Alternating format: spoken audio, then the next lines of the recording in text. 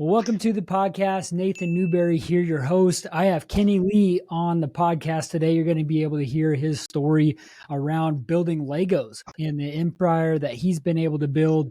We're going to talk about some tactics of, how he's built his business, what that's looked like for his health journey and his family. So we're going to look at that. So make sure to stay and listen to the whole thing because we're going to dive in some really good tactics with that. Before we do that, I want to give you a gift. So many times people struggle with building an online brand, and it's important that you do. And so I've put a whole workshop that you want to check out down below in the show notes. That's going to be really helpful. My gift to you. I want to bless you. Kenny, a question I asked everybody is, what is high performance? Like, what does that look like?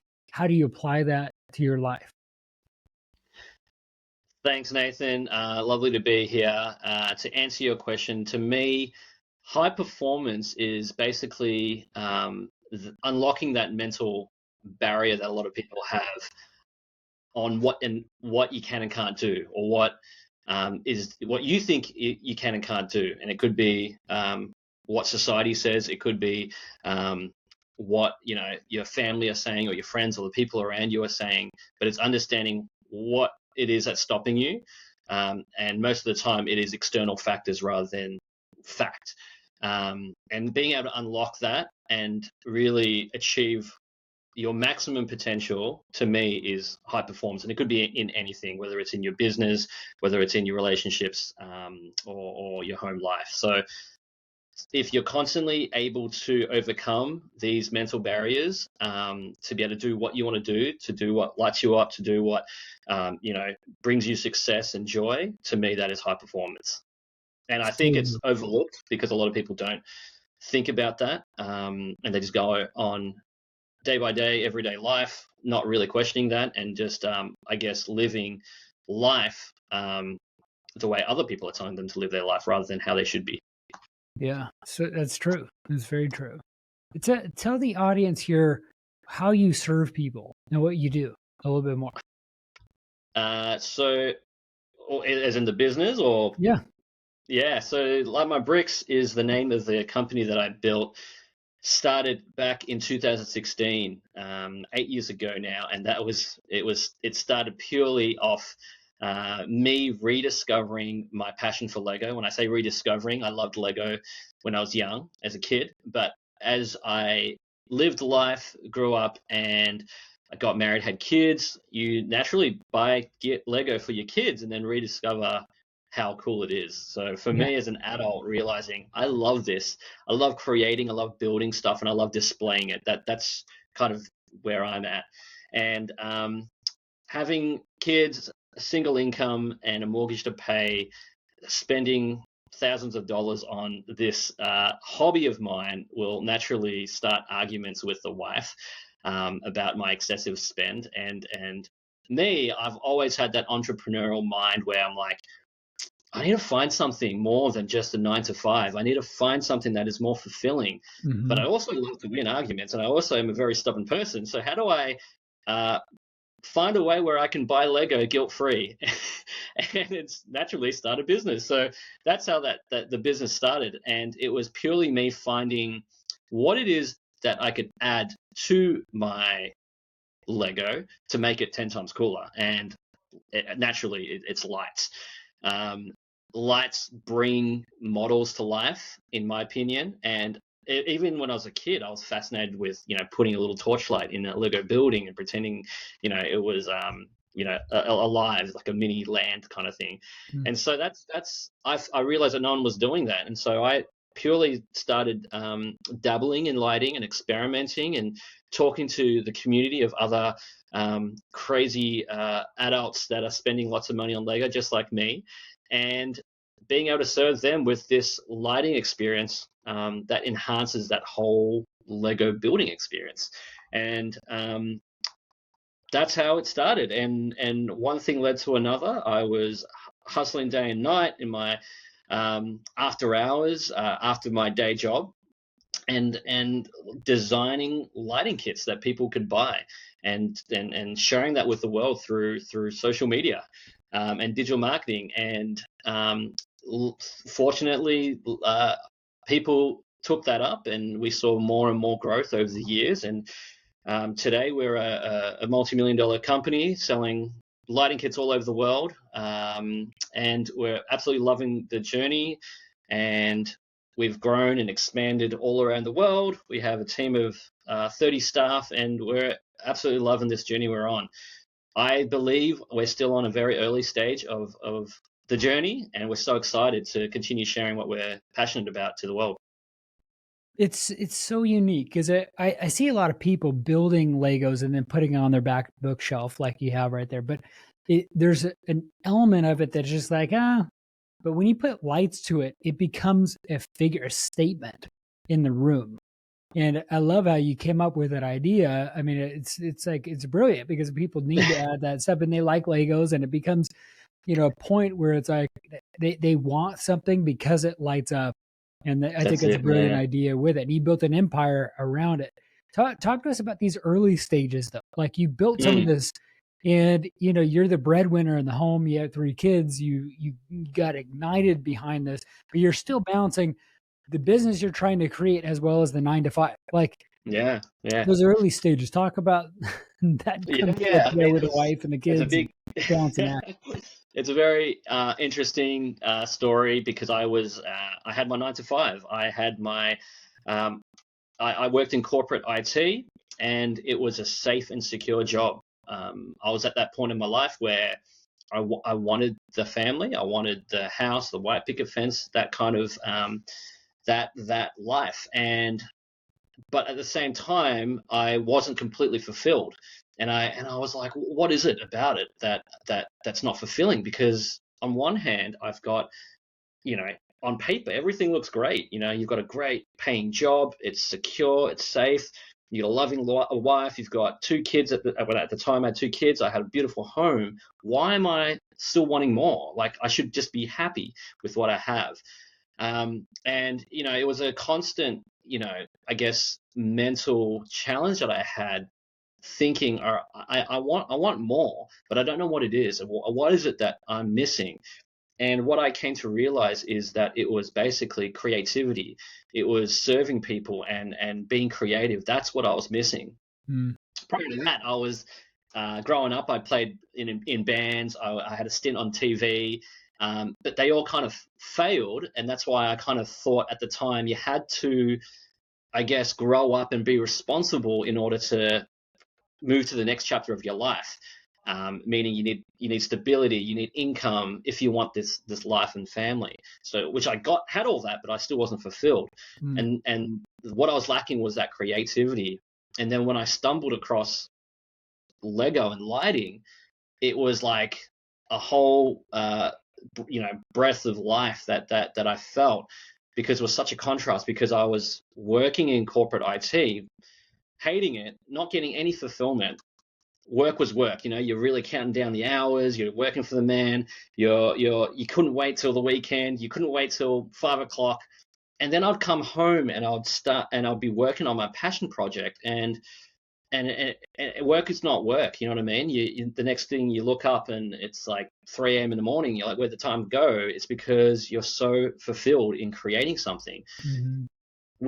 I was producing lighting kits. I was, advertising. I was selling our products to a point where it was not a grind, because it was something that I loved to do. But there was only so much time in the day, or after hours. There's only so much after hours you had in the day, because I was still juggling my 9 to 5. There was only that much. It was a limited time that I had of fulfilling orders and creating products. I didn't have enough time to really focus on the business, and so I was making more money selling Lego lights than I was in my day job within 6 months of starting. And I'm a systems go kind of guy. Sorry, you. How do you go about doing this? I mean, it's a hobby niche, right? And so I'm trying to think, how do you go about marketing this? Because do they send you the Lego and then you put the lights in it, or do you sell it as a whole? Like, here's the kit. No. It was purely, if you think about electronics, Well, the way I like to describe it is Light My Bricks is a lighting system. So it's a composition of lighting components that I've designed into a plug and play system. When you think about adding lights to a Lego, it might seem daunting. It might seem very anxious because like, you need to have like some kind of electrician qualification or something like that in order to do that. But no, it's very similar to Lego bricks. If you strip back the packaging, the instructions and all that kind of thing and just pour all the bricks on a table, they're all a bunch of bricks that you wouldn't know what to do with. It's that instructions that you have to be able to follow to be able to create something that's really, really, awe-inspiring. It's the same thing with our product, is that you follow instructions in order to plug and play. So they build it. Yeah. Cool. So you build it as you build the Lego, or you can retrofit them. We've got two ways to apply the lights. And so from the early beginnings, it was very much social media content. Back then, you could. I mean, still now, it's so powerful. And all I did was basically document my whole process and continue. Like every night would be, taking images, videos, and just sharing it. And sharing with the Lego communities. And it wasn't just in Australia, it was all over the world. America being, a big part of our customer data, like our business is a lot of it is in America. And so it was very fast to scale the business and reach a much wider audience. And that was just purely through digital marketing. How do you market that? Do you have ads you run, or is it in groups? So organic and ads. Mind you, back then I didn't know too much about ads, and meta advertising wasn't as big back then, so we used agencies, but a lot of it was just pure organic content. And the way I used to hustle was take images, post it, hashtag, look up those hashtags, continually follow other people, talk to them, and then once you it's a very simple tactic that I applied back then, is once you start talking to people, once you like their photos, they immediately see who liked their photo or who commented, and they automatically check you out. And so it was just a constant hustle of just looking online and checking out like everyone who was sharing Lego, their passion projects for Lego, getting in with them, and then word of mouth. And because no one was doing lighting at the time, no one really had this end-to-end product that you could buy. So for us, it was, because we were the first players in the market, it was a big take-up and a great take-up. And the more Lego put out, the more lighting products that we would create for these sets. And a lot of people don't just have one set at home, they have multiple sets. So all they did was basically try a lighting product from us, realized that they loved it, and there you go. You would see the customer journey come in and buy more and more and more. And as Lego produced more products, we will produce more products. So it's been very fortunate that Lego have also almost changed directions in their marketing and catered more towards adult consumers. And that's who we are targeting as well. Do you still do that organic approach? Do you still do that organic approach, or you're liking people, you follow hashtags and you like them? I don't do that as much anymore.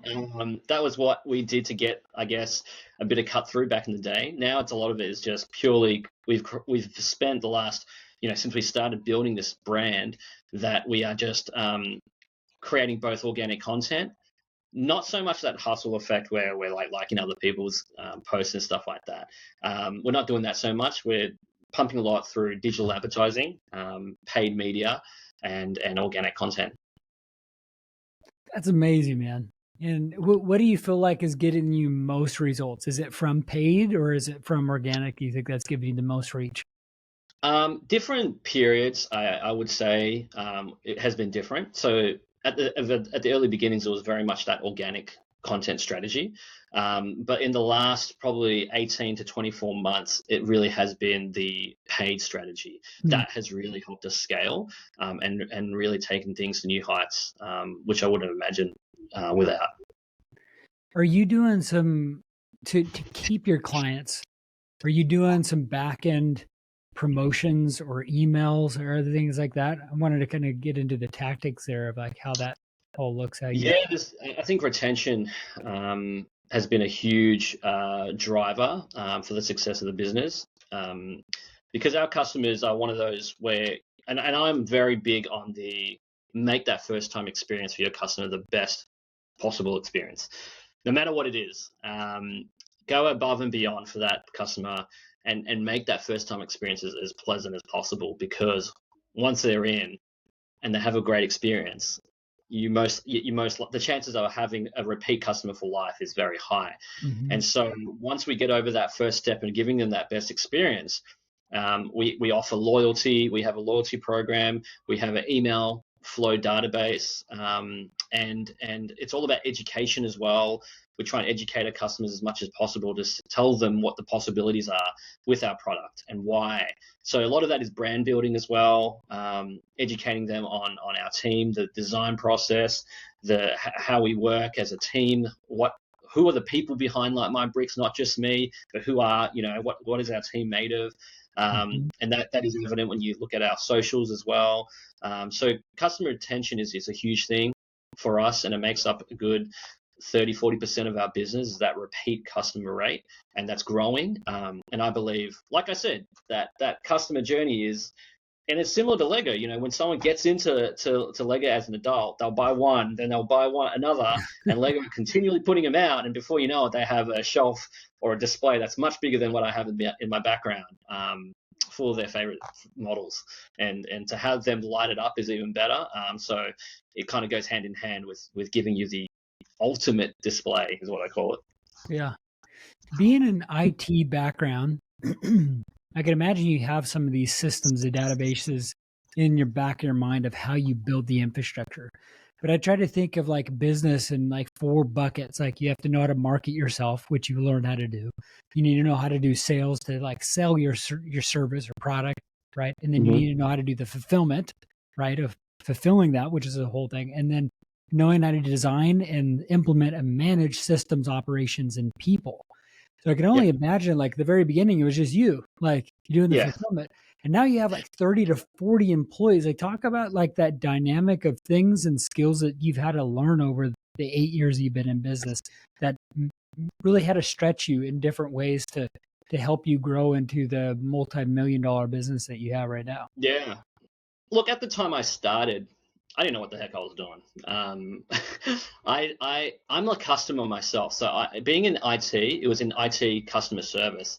Prior to that, I was in a range of customer service roles, from retail to different call centers, that kind of thing. So I've always thought from a customer point rather than from the business point. I'm always thinking, what do I want if I'm a customer and I'm buying a product? What experience do I want? And that's how I've always kind of started thinking about how, like, and running the business. It's always been, what does the customer see? Being in IT, I was managing a team of IT technicians, so I'm very strong on that customer focus. But then you learn about, like, what are the systems? How do you track things? How do you inbound, and how do you record everything? Then how do you analyze data? So those, I guess, soft skills that I learned there really helped me learning and growing this business. But then when you're doing the business, you have to do everything. I was a one-man band. I was dabbling in customer service. I was, fulfilling orders. I was looking into what are the best systems. Whatever the hurdle was, I've always been, how do I save time? How do I, rather than, working 30 hours a day or whatever it was, how do I basically minimize that and fast track things by investing in systems? And so things like automation, things like, now AI, but like any kind of system that helped save time, I would always be looking into. And it's not to say that the first system that I tried worked. It's the amount of times I've tried a system and realized after 3-4 months, this ain't working, I'm going to go again. So people would say that my mind is very unsettled, and it's very like 1 minute this, 1 minute that, 1 minute that. But for me, it's like, if it ain't working, I'm not going to waste my time and let it play out. Like, I'm always looking for what is the best solution that can serve me to save time and serve my customers better. So all these kind of skills that I've had, and learning about how I used to operate, doing every single thing, as the business grows, you can only be stretched, so much. And then it's looking at, okay, how do I guess, bring people on who could be better than me at that particular field, to then take that off me to then free up my time. Similar to what Dan talks about, how do you buy back your time? How do you leverage the resources that you have to then be able to free your time up to then concentrate on growing the business and focus on strategy or whatever it is that you might need to do to free yourself, basically. And I love that you brought that up, because I think so many times we think of time as a commodity when it's not, right? And this is what I mean by it is we could always make more money, but the last thing on our deathbed is that we wish we had more time with the loved ones and the things that we want to do and treasure. And the fun part about business that I think we get caught up with, for all the listeners here, including myself, is we're obsessed about an undefined goal of growth. And so we're always on this hunt for nothing. And we're never satisfied for the status quo, right? And when we buy back our time, it allows us to really grow, to build our teams, to think about growth in more of a strategic way that allows you to leverage more of what you're trying to accomplish. And I think people don't have that buyback loop of replacing it by learning something new. How have you applied some of these principles of buy back your time? Have you invested in AI or other tools or other consultants? How do you go about really kind of developing a game plan for growth? Yeah, if we fast forward to, I guess, 12 months ago or 12 to 18 months ago, when I started learning about Dan's principles and the way he operates, mine has been all about people, investing in people, and how do I basically but how do I let go of some of the things that I could be delegating to other people within my team that they could easily do, that would free me up. So, part of it, as we have expanded over the years, has been building, finding, for example, admins and assistants to take a lot of the day-to-day management of, your inbox and, that kind of, like, the calendars and all that kind of thing off my plate, not just for business, but also personally. I never thought about that. I always thought, when you're buying back time, it always has to be with work stuff or stuff to do with business. But learning about, no, there's other things that you spend so much time on for your personal errands or phone calls or whatever you need to make. I was like, that was a huge unlock for me. So being able to delegate that to an assistant here has been a complete game changer for me. It saves so much time. And so for me, it's been part of that. And it's also building out what I call like a leadership team, finding experts in the areas that I could find that they can do a job better than I can. For example, in logistics and supply chain.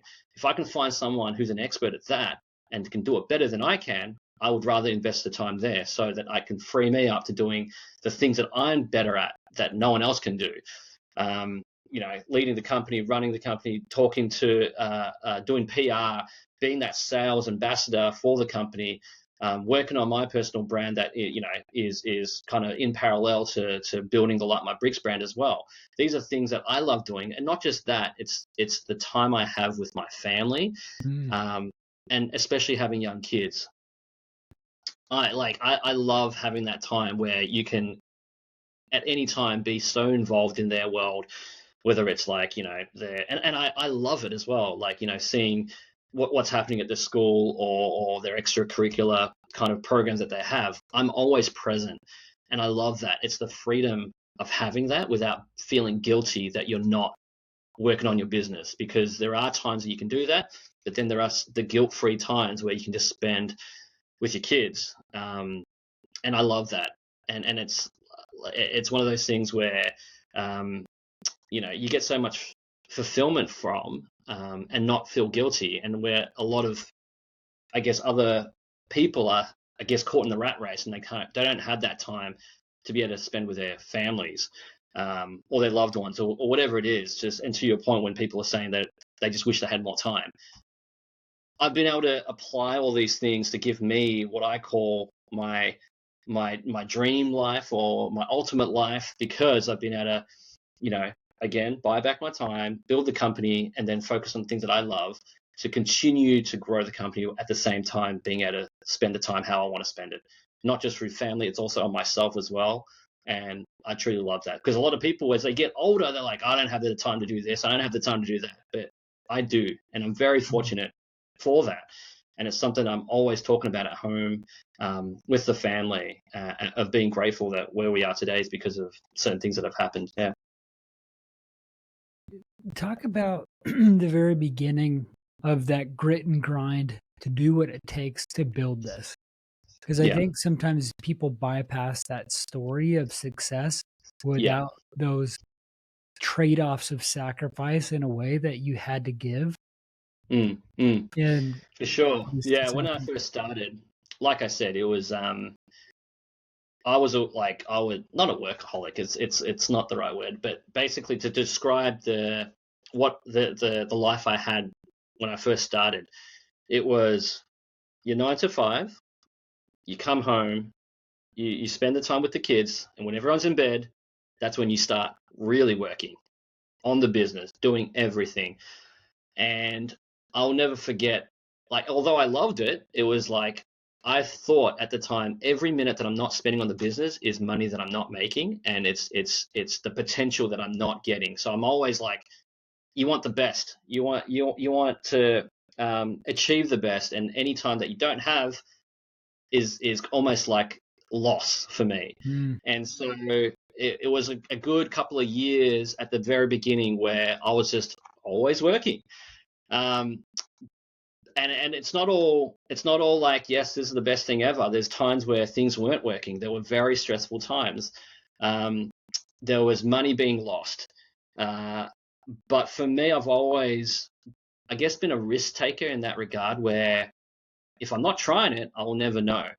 And so there's a lot of learning from mistakes. And I think everyone in business, you go through that, and that's okay. And being and understanding that is what you have to go through in your entrepreneurial journey to really, really reap the benefits later on down the track.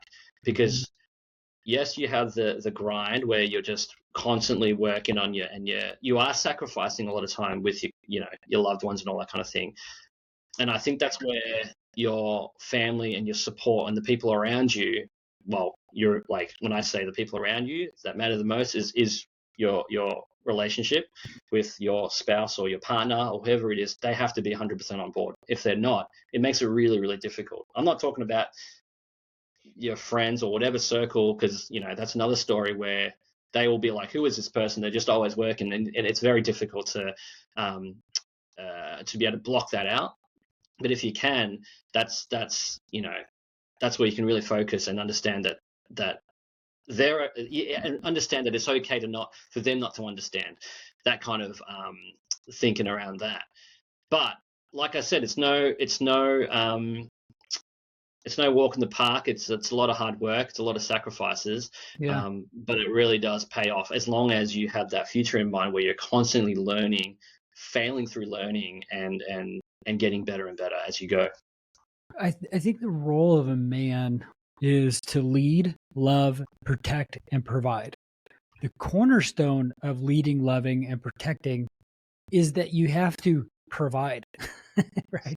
You have to have enough money in protecting them and providing for them in everything. So I think of it as like, there is going to be imbalance as a man to go out and hunt and kill and slay and then bring back. You're absent from the family. And when you bring back, then you're able to provide and set up and have more of a relationship, right? And so I think if we're looking at the external success of where you're at, or so many people look at YouTubers or other people that have hit that success and they see their routine and these other things. What they don't see is the hustle beforehand of the transformation that happened. And it's just like what you're saying is so there. And there was imbalances of things. Like I want you to touch on your health transformation too, because you realize, hey, there was probably some imbalance at the part where at the very beginning where you're staying up till 3 and you have a few hours of sleep while you're hustling and grinding. And then you're like, hey, I probably need to work on my fitness aspect of it.